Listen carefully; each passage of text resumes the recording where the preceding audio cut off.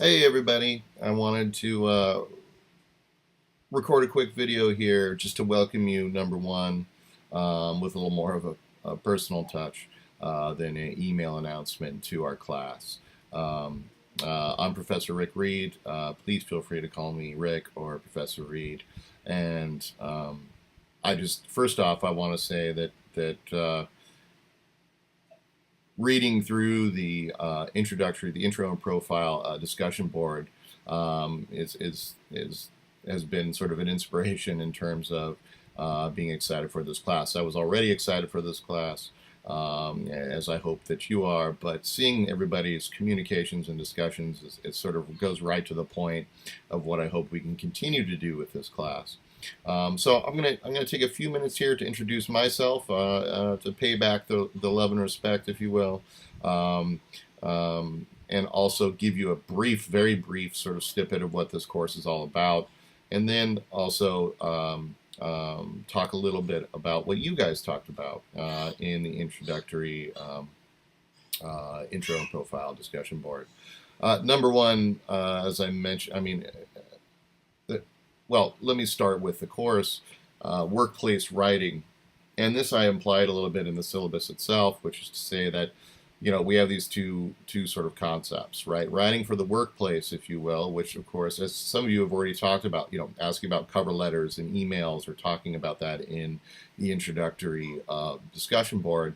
And yes, we are absolutely going to practice and study and investigate these sort of more pragmatic, if you will, aspects of workplace writing, whether it be cover letters, the elevator pitch, whether it be business writing, business memos, business reports, whether it be, we'll also be developing an online presentation called the profile presentation, which we'll discuss.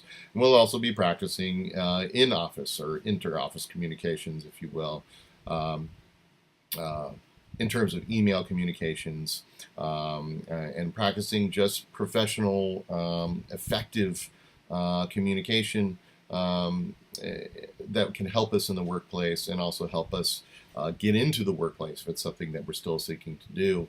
And then there's the other side of things, which is the way, and many of you talk about this in your discussion board, the way that writing is a art form or an activity that can allow you to engage with something more fully, develop your ideas, develop your perspectives, develop your passions, develop your thoughts. I believe it was Carly who said in her post something about, she had to write an 8-page paper. She had a class where she had to write an 8-page paper on an individual artwork, and that sort of allowed her, would be the nice way to put it, or forced her to have to really, dive into one's ideas and thoughts and develop them. So that's the other aspect of writing that I hope we can use in this class, which is to think about how writing can help us to enhance our own ambitions and our own ideals and our own ideas about our professional fields, many of which you guys are already sort of on a track or taking or working towards or working within. So those are those two aspects of this course, and that I want to sort of, that I want us to have both in mind and think about how they can sort of influence, cross influence each other. On that note, just to give you a little bit of background on myself and to try and keep this no longer than 10 minutes, hopefully closer to 5. Like I mentioned, my name is Rick Reed. Originally born in California, Santa Barbara, California to be exact. Did most of my work did my undergraduate work at the University of Southern California, and did graduate work at San Francisco State University. Um, Ended up doing, with a terminal degree, a PhD in literature and creative writing from the University of Southern California back in Los Angeles. So I've lived, as far as California is concerned, I've lived in a lot of big cities, San Francisco, Los Angeles. Currently, I reside in Brooklyn, New York, and the biggest piece of news is my wife and I just had our first newborn son, so that's literally on Mother's Day. So that's been occupying a little bit of my time, but only, of course, in the best of ways.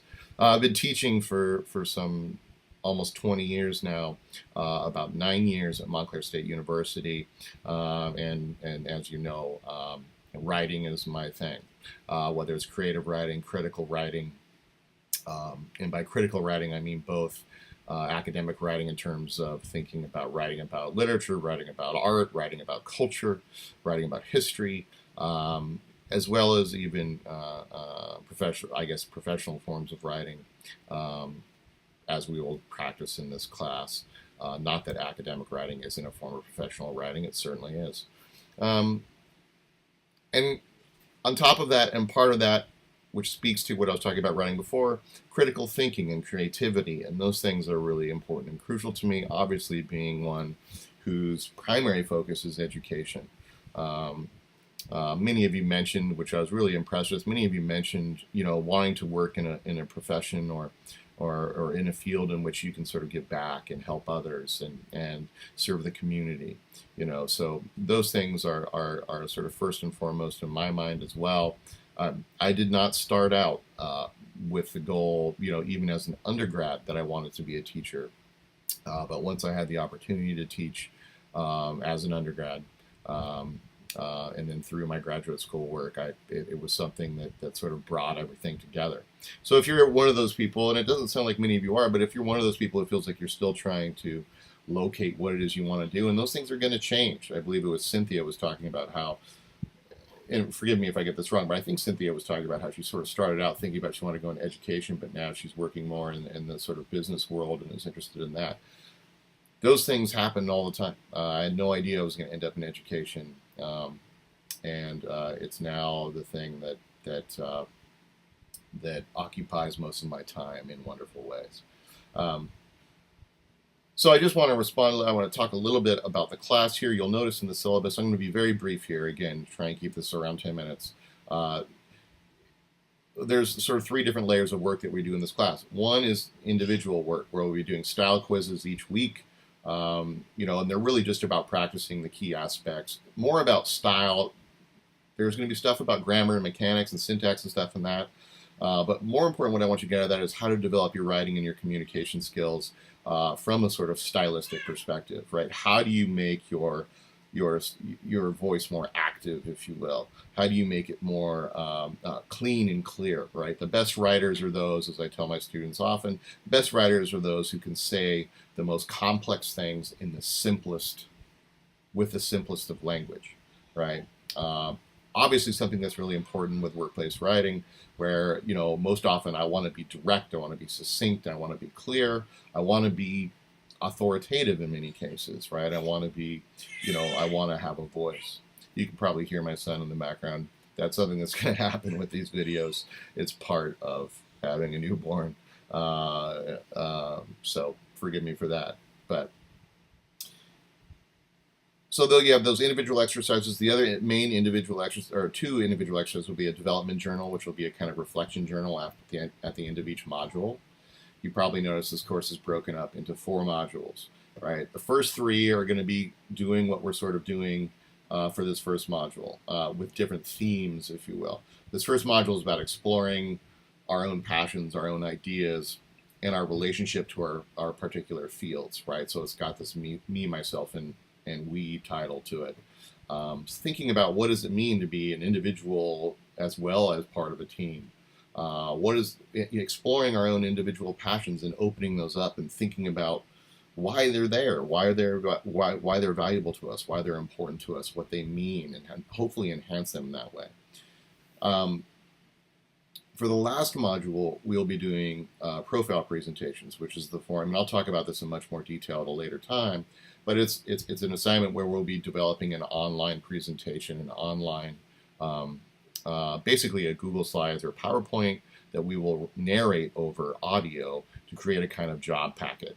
So I'll get more into detail about that, but that is obviously one of the other more individually based assignments. The other 2 layers, the second layer is the sort of class-wide work. You obviously had an example of that in the intro and profile discussion board. Most of these will be discussion boards, but the other thing is the collaborative reading exercise, one of which we will have due by the end of tonight, at least 2 comments on the 2 different parts of the Think Different Together. It's a Google Doc, so we're all just going to sort of collaboratively comment on that document and reply to each other's comments. The other layer is the small group work, and that's going to be I haven't established the small groups. There'll probably be small groups of 3 or 4 students. I sort of want to get a sense of who you guys are, your experiences, your ambitions, your ideas, and sort of group you up accordingly. It's not going to be perfect, of course, but that's sort of the point, right? The point is to work with people who aren't necessarily thinking the same way you are, or even invested in the same ideas and profession that you are, but are people who can allow you to sort of bounce your own ideas off and help you think about your own profession ideas, your own fields differently. And that really makes up the core of the class. So obviously you want to make sure that you go through the syllabus. That's one catch with an online class, is that you want to make sure you read everything. Right. I mean, I'm obviously here. We have an open discussion, which serves as a kind of FAQ for the class in discussion boards. And you can obviously also email me. But you want to make sure you read all those announcements and all the syllabus and all that material that normally, and I understand, we have a tendency to sort of skip over, if you will. Lastly, I just want to comment a little bit on some of the conversations that have already been started. Actually, just sort of make quick note of some of the things that people have already been talking about. I mean, one thing that I notice is just a lot of creativity in all of your posts and in your replies already to each other, right? A lot of creativity in terms of reading and writing. But, you know, Justin talking about music, same with Felix, you know, whose father is also a cellist in the New York City Ballet, I believe. You know, Nick and Felix and Carly talking about playing games, Rebecca and Joss talking about photography, Olivia talking about blogging, and a lot of you talking about reading, a number of you talking about teaching, which is obviously, in my opinion, a highly creative activity. Dawn talking about acting and working as an actress. Brooke talking about comedy. So a lot of creativity out there. And one of the things that I want us to keep in mind is that, and that's the reason I asked you this question, is, well, I think it's important to keep your working life and your leisurely life or your home life distinct, right? Not letting your work life overtake your personal life, not letting your personal life obviously interrupt your work life too much. At the same time, it's great if we can discover ways in which, even if they seem totally unrelated, the ways in which we can discover which our personal passions can connect to our professional passions, or enhance or influence or diversify or open up those professional passions. And many of you are already in line with that, understand that, get that, and talk about that. But that's something that we're definitely exploring in this first module. A couple other things I noticed is with technology, you know, Carly, Maura, Felix, we're talking a lot. I mean, the conversation between Carly and Felix. And then Carly said, I appreciate having somebody to talk about this technology stuff with you. I mean, I was left behind, I was left in the dust. So that goes to the point. The reason I bring that up is it goes to the point. I mean, it's great that we're going to be able to establish these connections with people that normally we may not encounter. But that's the other thing to the point is we're coming from places and backgrounds and passions and ideas that are very diverse, and we get to sort of be exposed to that and feed off of that. A lot of interest in connection to world events and cultures between Cynthia, Olivia, Rebecca, Allie, all talking about those things, and serving community and family and friends. Danny, Adriana, Maura talking about that. Reagan talking about children's education. Ashley talking about child advocacy. All those things, really, really cool to see and really intriguing to see. And one last thing I wanted to bring up is Carly mentioned the sort of issue of gender bias in the workplace, and that she's experienced in her workplace, and even gender discrimination. And so those social issues, those issues of ethics and fairness in the workplace, are something that we will, in whatever ethical issues come up. There's a lot of ethical issues in education that I'm interested in talking about and exploring. Those are things that we'll also be exploring in our fields, primarily in the second module. So for the first module, we're going to be talking about our individual passions, our identities, our ambitions, and our ideals and our ideas, and then we'll move on from there. One last thing, just a reminder that we will have that collaborative reading exercise due by the end of tonight. and the comments, and then replying to those comments. I believe that's the activity that's coming up tonight. Let me double check before I make that pronouncement and I'm wrong. Sorry about that. I should have been more on top of it when it came to this video. Yeah, okay, I'm correct about that. And then we'll reply to those comments in that same document. That document is in collaborations. Let me know if you're having any problems with that document, and I'll fix it as quickly as I can. It should be okay. You need to be in your Montclair State University email. And then by the end of tomorrow night as well, is that style sentence elements and active voice quiz. Again, you can take that quiz as many times as you want. Your highest score will be kept. It should show you the correct answers after you complete it each time, so you can learn from it. And hopefully it just helps you hone and develop and really sort of refine your writing skills. All right, guys, welcome to the class. Way longer than I hoped, but it's good to sort of meet you digitally, and I'll be in touch soon. All right, take care.